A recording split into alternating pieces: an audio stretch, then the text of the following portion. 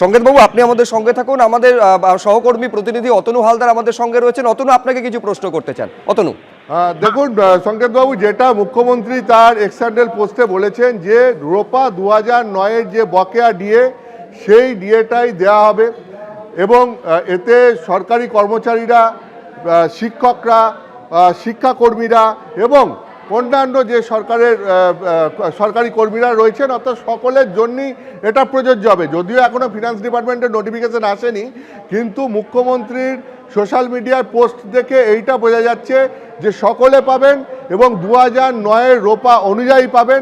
এখন এক্ষেত্রে আপনাকে আমার প্রশ্ন হচ্ছে যে এই সুপ্রিম কোর্টের রায়ে যেটা বলা হয়েছিল যে 25% অবিলম্বে দিতে হবে এবং বাকিটা সুপ্রিম কোর্টের গঠন করে দেওয়া কমিটির সঙ্গে রাজ্য সরকার আলোচনা করে ঠিক করবে যে বাকি 75% কবে দেবে, কিন্তু তার প্রথম কিস্তি 31শে মার্চের মধ্যে দেওয়া হবে।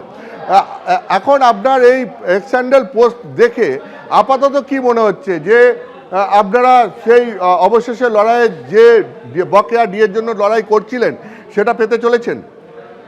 একদম, আমি তো প্রথমেই বললাম পেতে চলেছি।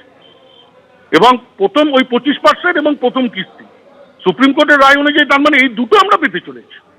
এবার কিস্তিটা কতটা, পরিমাণ কত, সেটা নিশ্চয়ই কমিটির সাথে সরকার আলোচনা করে দেবে। আর ভোট ঘোষণা হওয়ার আগে এইটা নোটিফিকেশন বেরিয়ে যাওয়া মানে election has no effect on this. আর তাছাড়া এমনিতেও তো এফেক্ট হওয়ার কথা নয়, এগুলো তো আমার ডিউ। রোপা 2009, এর সাথে ইলেকশনে কি সম্পর্ক? দিয়ে তো দেওয়াই যায়, কিন্তু একটা জায়গা কেউ খেয়াল করছে না। এপ্রিল মাসের 1 এপ্রিল থেকে আমাদের যে 4% দিয়ে পাওয়ার ঘোষণা মাননীয় আগে করে দিয়েছিলেন, তার এখনো কিন্তু নোটিফিকেশনটা বেরোয়নি। ওটা বেরোনোটাও খুব দরকার।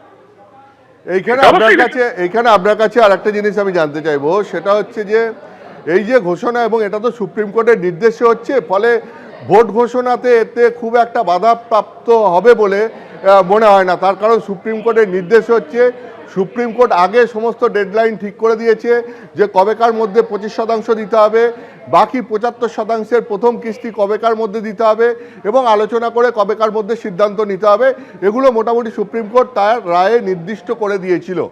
এখন প্রশ্ন হচ্ছে যে এর পরেও সুপ্রিম কোর্টের দ্বারস্থ হয়েছিল রাজ্য সরকার, এক সময় চেয়েছিল, দুই হচ্ছে গিয়ে রাজ্য সরকারের তরফ থেকে একটা রিভিউ পিটিশনও ফাইল করা হয়েছিল। এখন প্রশ্ন হচ্ছে যে সুপ্রিম কোর্টে যতক্ষণ পর্যন্ত না ওটা নিয়ে কিছু হয়, নতুন আবেদনে কিছু হয়, ততক্ষণ পর্যন্ত আগের রায়ই বহাল রয়েছে। ফলে এই 25%-এর পাশাপাশি আপনারা কি আশা রাখছেন যে বাকি 75% সেটাও ধাপে ধাপে আপনারা এবং যারা অবসরপ্রাপ্ত সরকারি কর্মী যারা এটার সুযোগ পাবেন বলে রায়ে বলা হয়েছে, তারা প্রত্যেকেই বাকি 75% ধাপে ধাপে পেয়ে যাবেন? হ্যাঁ, ধাপে ধাপে তো পাবোই, পাবো তো বটে।